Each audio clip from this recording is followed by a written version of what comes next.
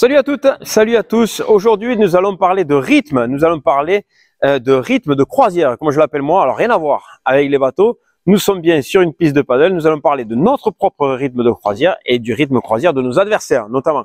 Alors, où est-ce que je veux en venir? Eh bien, tout simplement, nous qui sommes des joueurs amateurs, eh bien, si nous nous retrouvons confrontés à des joueurs professionnels, eh bien, vous allez voir que, mis à part la technique qui sera complètement différente et bien plus poussée, ce qui va vraiment marquer la différence, ça va être leur rythme de jeu, leur vitesse de balle, etc., à laquelle ils peuvent tenir la balle. Et donc, nous, on ne peut pas tenir ce rythme-là. Donc, c'est là-dessus que je voudrais en venir. Et je pense qu'il est important de bien que chacun et chacune comprenne notre propre rythme de croisière afin d'être à l'aise sur le terrain. Alors, vous avez vu toutes les vidéos jusqu'à présent. Vous avez bien compris la position à la maison.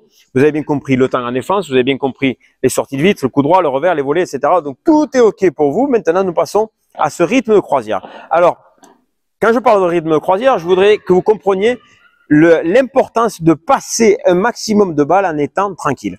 On va partir sur une idée de 20 balles d'affilée, avec un rythme avec lequel je suis à l'aise. Donc, vous pouvez travailler ça à l'entraînement, vous pouvez travailler ça lors d'un échauffement, notamment avec vos amis, vos partenaires. Donc l'idée, elle est vraiment, je suis ici en défense et donc je vais jouer avec un rythme suffisamment tranquille qui va me permettre de passer un maximum de balles sans faire les fautes. Si vous êtes capable d'arriver à 20 balles d'affilée, je vous garantis, vous avez trouvé votre rythme de croisière. Si vous commencez à faire des fautes bêtes, c'est-à-dire vous trompez sur la sortie de vitre, vous allez trop près de la balle, vous jouez la balle, vous la remettez, derrière, vous vous faites avoir. Tout ça montre que vous n'êtes pas à l'aise avec les frappes de balle. Donc, c'est peut-être que ça va un petit peu trop vite. Donc, il va falloir ralentir ce rythme-là pour arriver à trouver ce rythme avec lequel vous imposez quelque chose aux adversaires, avec lequel derrière, vous allez pouvoir vous défendre la balle suivante. Vous comprenez ce que je veux dire? Voilà. Donc, on parle des coups droits, on parle des revers, on parle des lobes, on parle des sorties de vitres, les rotations, etc. Donc, tout ceci est vraiment très important à comprendre. Ne jouez pas avec un rythme trop lent. Un rythme trop lent reviendrait à pousser la balle et à attendre qu'il se passe quelque chose. D'accord? Ce rythme-là, il n'est pas bon. Je vous invite vraiment à chercher ce rythme-là. Je sais que c'est pas évident ce que je dis aujourd'hui dans cette vidéo, mais c'est vraiment hyper important de temps en temps de chercher à accélérer les jambes, à accélérer un petit peu le rythme et à voir. Ah, ça y est, je fais la faute, je suis pas à l'aise avec ce coup-là, hop, je vais ralentir un peu. Donc allez, je continue, ça y est, je le trouve. D'accord? Donc toujours essayer avec du mouvement de trouver ce rythme-là avec lequel vous êtes à l'aise en défense. Ok? Donc ne cherchez pas un rythme, comme je disais, vraiment trop lent, à dire ouais, regarde, si je joue à 10 km/h, j'arrive à passer toutes les balles. D'accord, mais tu progresseras jamais. Le but, il est qu'aujourd'hui, tu joues à 10 km/h, demain, tu joues à 15 km/h, après-demain, tu joues à 20 km/h, dans 2 ans, tu joues à 30 km/h. Ton rythme de croisière, il augmente, d'accord? Donc tout ça passe par forcément la technique, les coups que vous êtes à l'aise ici derrière, le jeu de jambes, le positionnement, tout ce qu'on a parlé dans toutes les vidéos, eh bien tout ceci prend forme aujourd'hui dans ce rythme de croisière ici en défense, d'accord? Donc une fois que vous avez trouvé votre rythme, que vous êtes capable de dire là je suis tranquille ici en défense, mon rythme de croisière il est à 20 km/h, je suis vraiment à l'aise à 20 km/h, eh bien vous allez vous retrouver confronté à des personnes qui sont en face de vous qui vont vous proposer quelque chose. Si ces personnes face à vous ont leur rythme de croisière, notamment lorsque vous êtes en défense, ont leur rythme de croisière qui est à 30 km/h. Donc, c'est-à-dire que toutes les volées qu'ils vont vous proposer vont arriver avec plus de vitesse. Si moi qui suis en défense ici, je me dis, je vais jouer les gros bras et je vais me confronter à ces 30 km/h. Qu'est-ce qui va se passer? Vous allez tenir une balle? Oui, peut-être. 2 balles? Ah, ok. 3e balle, c'est pas possible. Vous n'allez pas pouvoir tenir le rythme parce que vous allez être mal placé. Parce que vous allez vous retrouver avec une balle derrière à négocier, parce que ça va arriver trop vite sur vous, vous allez jouer avec des réflexes. Donc ceci va vous handicaper. Ok? Et donc qu'est-ce qui se passe? C'est que s'il y a trop d'écart de niveau et de vitesse de croisière entre vos adversaires et vous, eh bien vous allez prendre 6-0, 6-0 et vous n'allez pas voir le jour. Par contre, ça a certainement dû vous arriver. Vous avez dû vous retrouver dans des matchs où vous vous dites que les personnes en face de vous n'ont pas le niveau, n'ont pas votre niveau, donc ils ont un niveau inférieur au vôtre, mais au final, vous perdez. Pourquoi? Parce qu'ils vous ont attiré à leur rythme.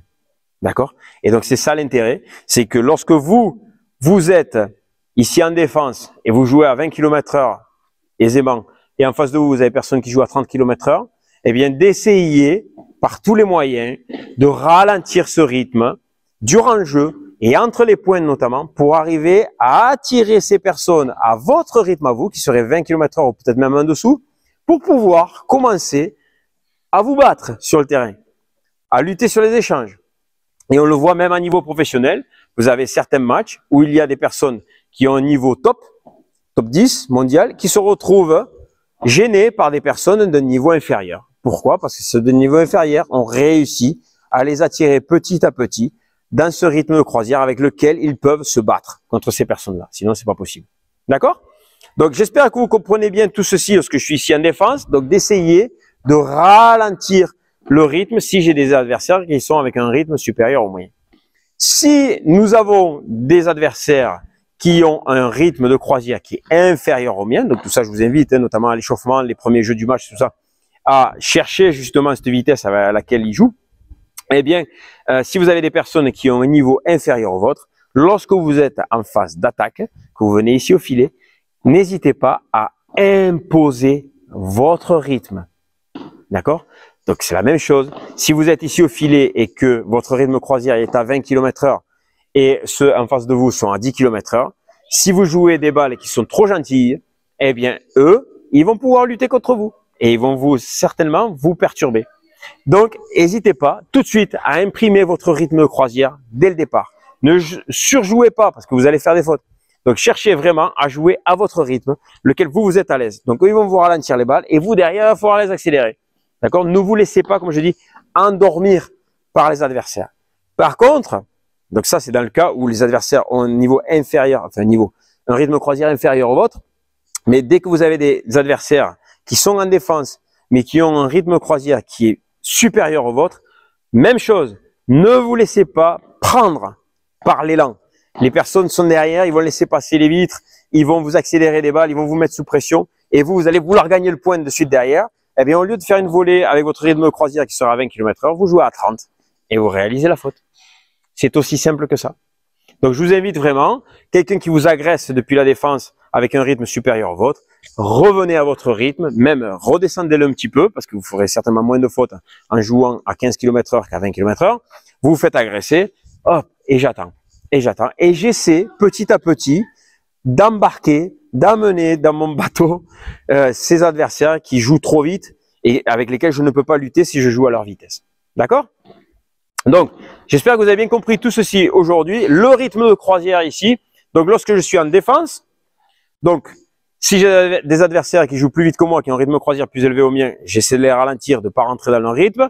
Des personnes qui ont un rythme de croisière qui est inférieur au mien, j'essaie de ne pas rentrer dans leur rythme lorsque je suis en défense. Par contre, lorsque je suis en attaque, je m'impose si j'ai un rythme supérieur et je calme, je ne rentre pas dans le rythme des adversaires qui ont un rythme supérieur au mien.